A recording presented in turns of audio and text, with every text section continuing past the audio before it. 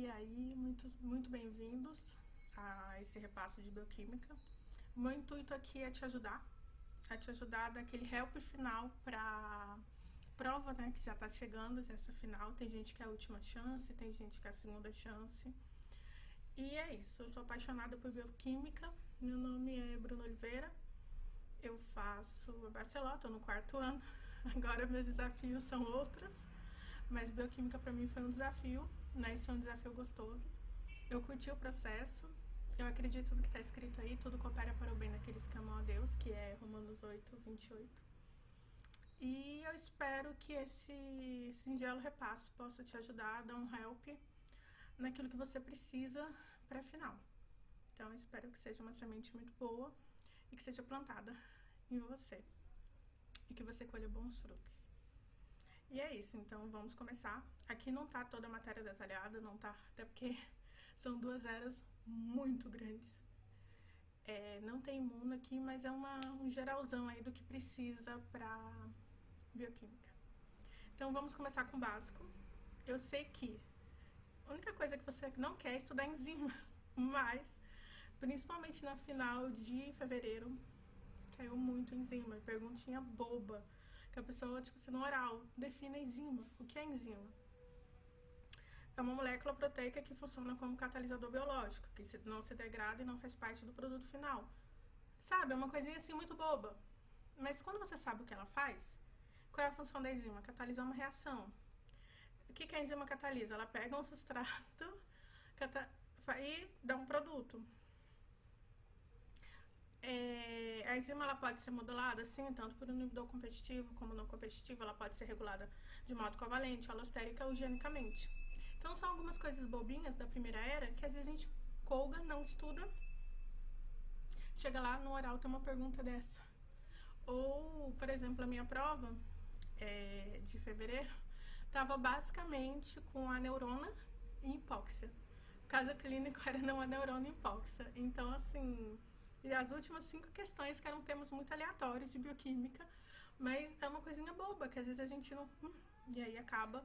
Então foca, sabe a definição, sabe a função, sabe como a enzima ela pode estar regulada de modo covalente, alostérico ou genicamente, que ela pode ser modulada por inibidor competitivo ou não competitivo. Que aí já entra na cinética enzimática. Onde o que é a cinética enzimática? Pode perguntar isso, é uma coisa muito boba, mas pode perguntar. É a velocidade que se transforma o substrato ao produto. O que isso faz? Lembra? A função da enzima. Qual é a função da enzima? Catalisar uma reação, que na natureza leva muito mais tempo, mas no nosso corpo ela consegue catalisar numa velocidade muito mais rápida. Deixa eu tomar um cafezinho, que acho que eu tô falando rápido. Que ela consegue catalisar de uma velocidade muito mais rápida. Por quê? Porque ela vai pegar um substrato, e vai me gerar um produto. Então é isso que ela vai fazer. E quais fatores que podem influenciar na velocidade, na cinética enzimática? Temperatura, pH, concentração de enzima, a quantidade que eu tenho de enzima, concentração de substrato. Então a gente tem que lembrar que são fatores que influenciam na cinética enzimática, porque a gente tem que lembrar que a enzima ela é uma proteína, ela é formada por proteína. Lembra que tem que ter um pH ótimo para ela estar atuando, tem que ter uma temperatura, porque nem pode estar muito baixa, nem muito elevada. O nosso corpo ele está sempre ali no equilíbrio. Então não seria diferente que a enzima ia trabalhar no equilíbrio. E o que é KM? KM é a quantidade de substrato necessária para alcançar a metade da velocidade máxima. O que é essa velocidade máxima? É aquela velocidade tipo, sabe? Você tomou um energético, tomou um Red Bull e tá, tô indo, tô com tudo, tô revisando tudo que precisa. A enzima tá lá, pegando o substrato, fazendo o produto. Mas ela tem uma velocidade máxima, ela tem um pico máximo que ela vai. Não adianta quanto mais você estimula, ela não vai passar daquilo. Então, a gente tem que entender uma coisa: quanto maior esse KM, menor a afinidade da enzima pelo substrato. Porque imagina o seguinte: vou até desenhar aqui. Eu tenho a minha enzima aqui e eu tenho um substrato qualquer.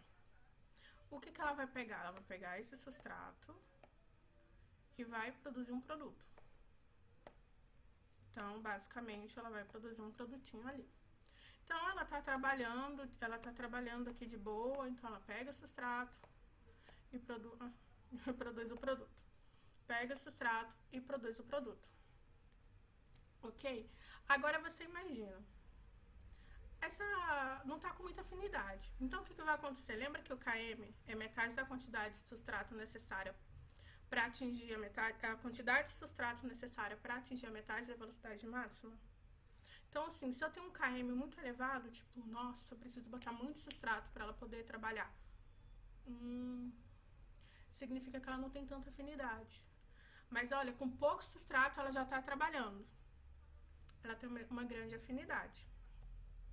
Porque isso leva, lembra, para aqueles gráficozinhos? Aqui é o de Michael Mendes, onde a gente entra em mais dois novos conceitos: o inibidor competitivo e o inibidor não competitivo. O que o inibidor competitivo vai fazer? Ele vai competir com a enzima, com o substrato, pelo sítio ativo da enzima. Porque ele vai se unir lá. Aqui, ó.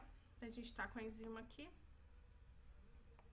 Aí a gente tem aqui um inibidor competitivo. O que ele vai fazer? E aqui a gente tem o substrato. O substrato da... Eu botei um perca de produto. Que a gente tem um substrato. Só que os dois vão entrar num fight ali. Por onde? Vão entrar num fight aqui, ó. Pelo sítio ativo da enzima. Então, quando eu coloco aqui, o que vai acontecer? Eu vou precisar colocar muito mais substrato para ele poder vencer essa briga com o inibidor competitivo e a enzima produzir o produto. Porque até então, eu dou uma desequilibrada no meu KM ali. Então, o que acontece no gráfico quando eu tenho a presença de um inibidor competitivo? Eu altero o KM, mas eu não altero a velocidade máxima, porque ele vai produzir o que tem que produzir. Naquela velocidade, ele vai atingir aquele topo. Mas eu vou deslocar o KM. Eu vou mudar o KM desse lugar. Então, quando você olhar ali no gráfico, que você vê que o KM, a curva que está com o KM um pouco deslocado, é um inibidor competitivo. Aí olha lá para cima, ela está atingindo lá a velocidade máxima? Ok. Então, a gente tem que lembrar que o inibidor competitivo, ele compete com o substrato pelo sítio ativo da enzima. Ele aumenta o KM, então ele altera o KM e ele não muda a velocidade máxima.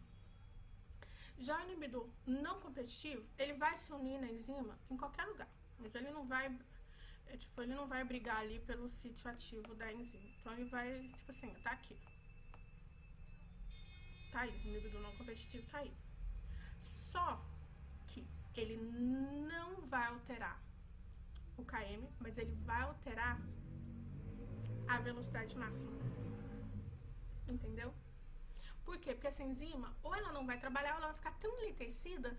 Ai, sabe quando você tá com preguiça? Que você chega da aula e fala, porra, não vou fazer nada. Tô preguiça aqui. O que você faria assim, rápido, você acaba não fazendo tão rápido. É o que vai acontecer com a enzima. Como ela tá com esse inibidor ali não competitivo unido a ela não vai trabalhar na mesma velocidade. Então, o que eu tenho que lembrar do inibidor não competitivo? Ele mantém o KM, porque não tem nada a ver com a quantidade de substrato com que eu tenho, porque ele nem tá disputando ali. Mas ele vai cambiar a velocidade máxima. Ela não vai atingir aquela velocidade, até porque não tem como, ela vai ficar muito enletecida. Assim, é uma coisinha boba, mas pode ter questão de gráfico. Tem coisa tipo que você interpreta e você fica, pode fazer uma pergunta dessa no oral. Então é uma coisa assim, boba, que a gente colga, mas não colgue. Realmente. Estude. Aí a gente vai agora para as regulações da enzima. A gente pode ter uma regulação covalente, que é isso, o fosforilo e desfosforilo uma enzima. Fosforilada, essa enzima pode estar ativa ou inativa. Desfosforilada, ela pode estar ativa ou inativa também. Lembra que a gente tem um exemplo da... O que é fosforilar uma enzima? Tá aqui uma enzima. Fosforilar, basicamente, é agregar um grupo fosfato. Agregar um grupo fosfato. Desfosforilar... Não, você tira esse grupo fosfato e bota um H ali, que é o que as fosfatasas fazem. A gente tem as quinasas, que fosforilam, e a gente tem as fosfatasas, que desfosforilam. Só que essa enzima, ela pode estar ativa, fosforilada, e em uma outra enzima pode estar inativa, desfosforilada. Então, imagina aquela tua amiga que, sei lá, bebe cerveja e já tá dormindo. Você tá fosforilando ela. Aí você dá a cerveja e ela fala, tô com sono, vou dormir, ó, cara, acabou. Ela, fosforilada, ela se quer inativa. Aí você pega e você dá, sei lá, uma caipirosca pra ela, a bicha fica ativa. ela desfosforilada fica ativa. Então é uma coisa muito boba, que serve muito lá pra segunda era, quando uma enzima tá ativa e inativa, quando tá trabalhando ou não. Então, assim, principalmente as enzimas marca-passos da via, você já vai interligando aí. Então, a gente tem que lembrar que tem a regulação covalente, alostérica, que pode ser positivamente ou negativamente, pode ser por substrato ou por produto. Por exemplo, eu tenho muito ATP, que seria o substrato dessa enzima. Então, quando eu começo a ter muito, aí ela fala assim, não preciso mais. Esse seria muito produto dela, não preciso mais produzir o produto. Então, ela se queda inativa, alostericamente positiva ou alostericamente negativa. Então, assim, ou tal substrato vai fazer com que essa enzima se quede inativa. Por exemplo, ADP, tem enzimas que com ADP se queda ativa. Tem enzimas que com ADP se queda inativa. Tem enzimas que com ATP está ativa. Tem enzimas que com ATP, por exemplo, está inativa. E a gente tem a gênica, que é o quê? A gente vai induzir genicamente a produção de uma enzima, que é o fator de transcrição no núcleo, ou a gente também pode reprimir esse mesmo gene. Então, seria uma regulação gênica, ou a gente vai induzir ou reprimir genicamente. Isso é básico. Mas pode ser uma coisa que pode ser tomada de vocês, tanto no oral, ou pode perguntar uma pergunta muito boba disso no Choice. Outra coisa, essa aqui foi minha terceira pergunta do oral. Pediu pra eu até coloquei um pouquinho mais pra frente. Define enzimas séricas e me dê 3 exemplos.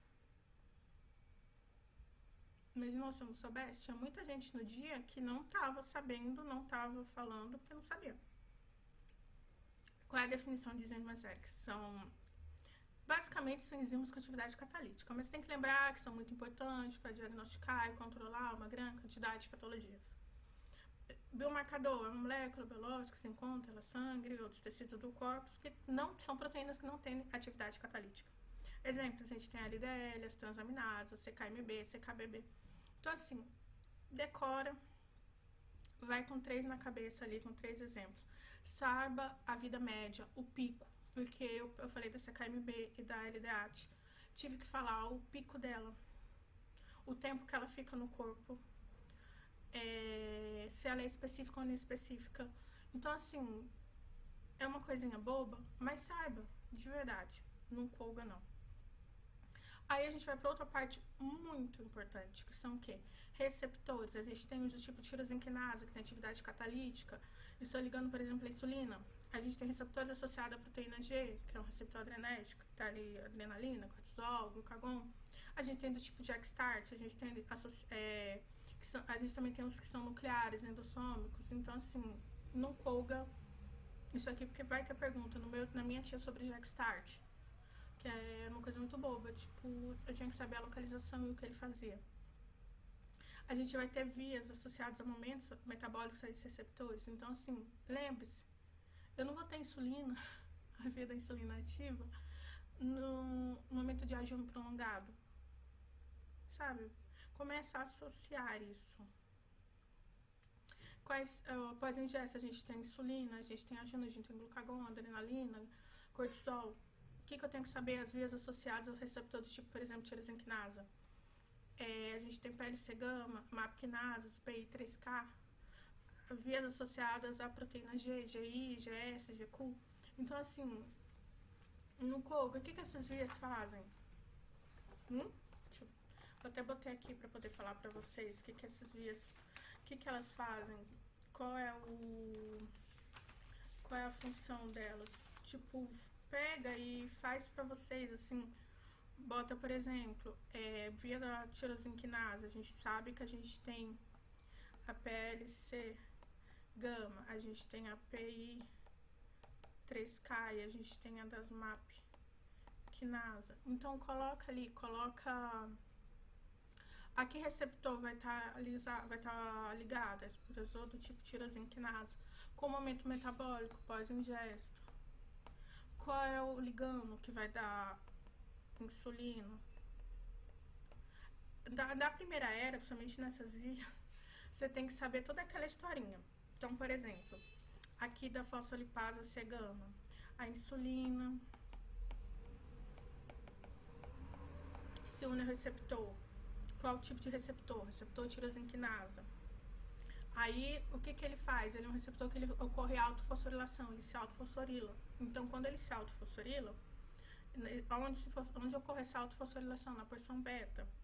Aí uma CRI, que é um substrato receptor de insulina, aumenta a sua afinidade, vai lá e se une. Quando se une, o receptor fosforilado se ativa e acaba fosforilando e ativando a PLC gama, que é o que? A fosfolipasa C gama. Agora sim, você estava na via comum, quando ativou a fosfolipasa C gama, começou a via da fosfolipasa C gama. Então, ela ativada vai catalisar o que? A reação de PI-P2, que é fosfoinositol disfosfato em DAG, que é o diglicerol, e IP3, que é inositol trifosfato. Então, quando ativa isso, o que acontece? O IP3 ele se dirige até o retículo sarcoplasmático, se une ao canal ionotrópico de cálcio. Quando se une a esse canal ionotrópico de cálcio, o que ocorre? Esse canal é ativado. Quando esse canal é ativado, o cálcio sai ao citosol, que ativa o que é uma PKC. E também, além de ativar uma PKC, o cálcio se une com a amidolina e forma o complexo cálcio com a amidolina. O DAG ativa uma PKC seca da membrana também. E o DAG e o cálcio ativam essa PKC. Tem essa PKC lá na coisa, então tanto o cálcio, quando o cálcio com a amidolina, como o DAG vai ativar. Então a PKC fosforila RAB. RAB, GEVA, ácido da membrana plasmática, o receptor GLUT4, que é por onde vai entrar a insulina dentro dessa célula. Então, como o receptor GLUT4 se expõe na membrana? Quando eu ativo, por exemplo, a via da PLC gama, quando se une a insulina. Que aí, com isso, o receptor, que é o GLUT4, consegue se expor na membrana, porque ele não está exposto lá de maneira direto, e aí entra a glucose. Ele é um receptor, lembra, na secundária você tem que saber, receptor GLUT1, GLUT2, GLUT3, GLUT4, a localização. Eu nem coloquei aqui no repasso, mas lembrando agora, saiba, por exemplo, o GLUT4 ele tem uma alta afinidade pela glucose. E ele é exposto. Então você tem que lembrar disso das vias. O ruim da primeira era, que eu acho que parece é muito menos conteúdo, mas você tem que lembrar muito das vias. Como ocorre cada via, o que elas ativam, o que elas não ativam. Então pega e repassa dessa maneira, tipo, se uniu, o que ela faz, o que ela não faz. Qual vai ser o produto final dela, da PLC gama? É expor GLUT4. E tudo que isso vai acontecer com o aumento metabólico, insulina, por quê? Porque eu tô com glucosa no sangue. PI3K do mesmo jeito, MAPkinase, todas elas são relacionadas ao receptor do tipo tirosinquinase. Aí a gente tem as vias associadas à proteína G. Como é que é um receptor adrenético? Alfa-adrenético, alfa-1-adrenético, alfa-2-adrenético, beta-adrenético. Então, você tem que saber, por exemplo, o que a proteína G se faz? A MP cíclico. A GI é inibitória. A GQ, cálcio. Então, você tem que saber o que essas vias vão projetar no final. Então, é uma coisa muito bobinha, mas faz isso, faz ali, ligando, se une. Tá aqui, ó. Vamos supor, a gente tem a adrenalina. A adrenalina se une ao receptor associado à proteína, vamos supor, GS. Ele é um receptor do tipo beta. Então, tá ali, se uniu, campo conformacional, a proteína GS se ativa. Essa ativação vai fazer que a subunidade dela,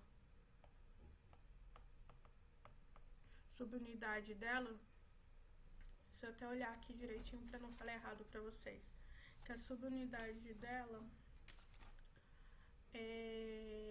alfa se desprenda. Então, a alfa se desprende. Por quê? Porque eu tenho GDP, o GDP se desprende, fica o GTP, e aí ela vai até onde? Até uma adenilato.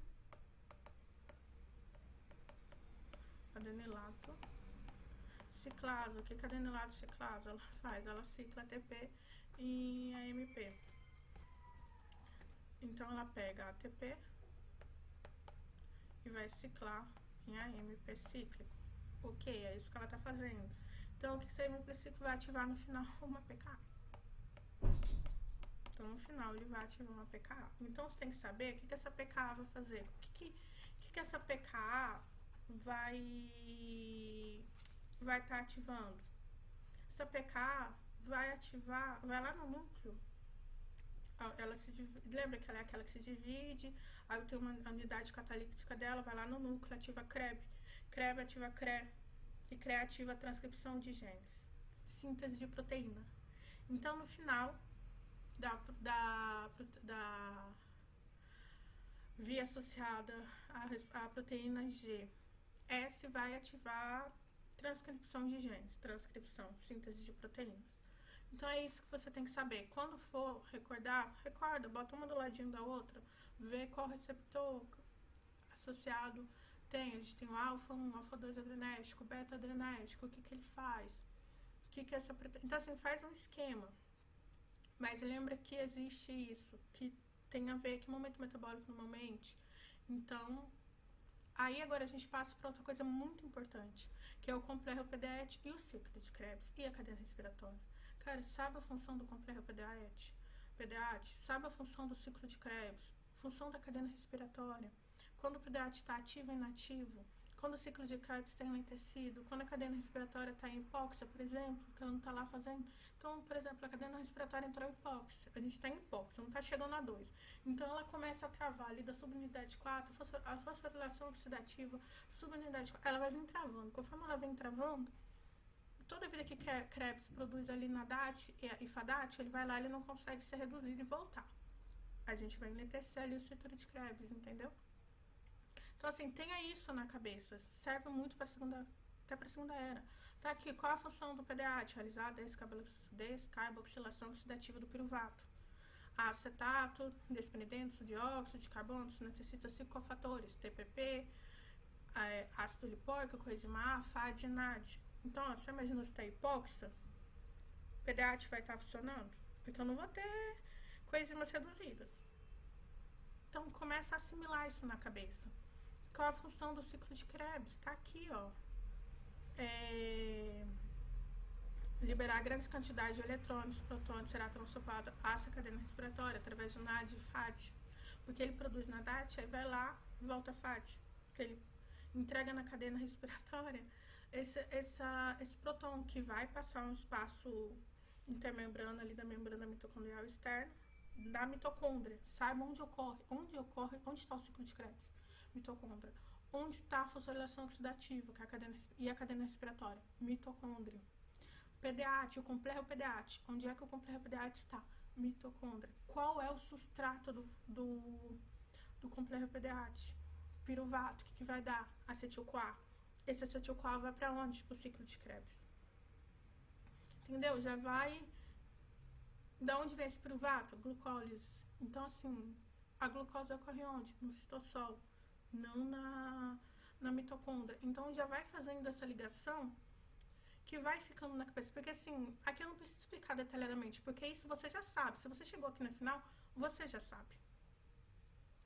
Então, tá aqui, ó, um exemplo de quando a gente tem duas enzimas ali. A gente tem a PDAT quinase e a PDAT fosfatasa, que elas vão lá no complexo PDAT, e a quinasa vai lá e fosforila a PDAT. Ela se queda ativa. Quando ela tá desfosforilada, ela tá o quê? Inativa. Então, saber disso, ó. Saber o nome dos complexos, porque vai que um professor te inventa do nada, te saca uma pergunta, você tá lá explicando o PDAT, tá. E quando ele tá inativo e ativo? Ah, pois ingesta.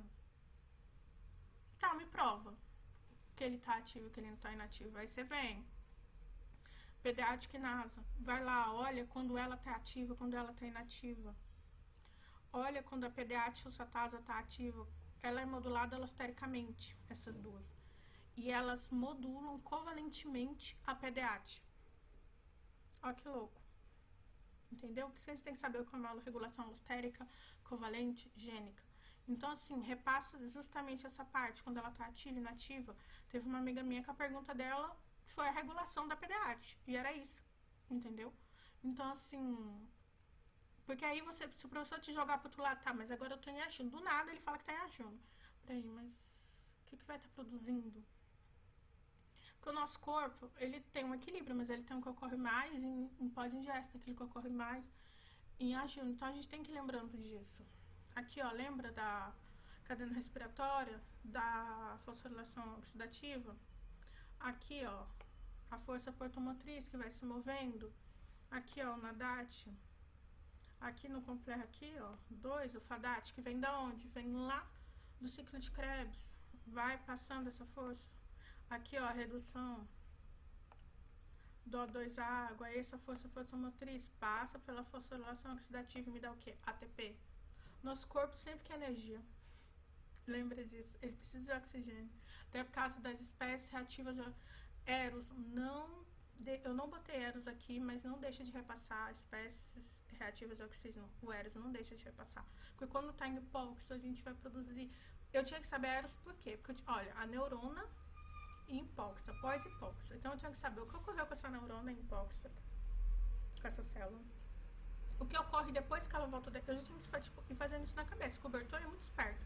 Ele foi ali desmembrando os choices dentro disso. Então, ó, primeira era básica ali, bonitinha. Você tinha que ter base para poder aprovar. Aqui, ó, o ciclo de Krebs. Quando ele tem em tecido, a isocitrato desidrogenasa. Ela é, por exemplo, que é a que vai transformar a isocitrato em alfa-cetoglutarato. Essa enzimazinha ali. Ela é modulada alostericamente, negativamente por NADAT, por ATP, e alostericamente positivamente por ADP. Viu como é importante saber quando uma enzima está modulada, quando não está modulada? Isso é muito importante. Aí agora a gente vem para pertussis, a gente entraria em pertussis e cólera, que eu vou deixar no próximo vídeo.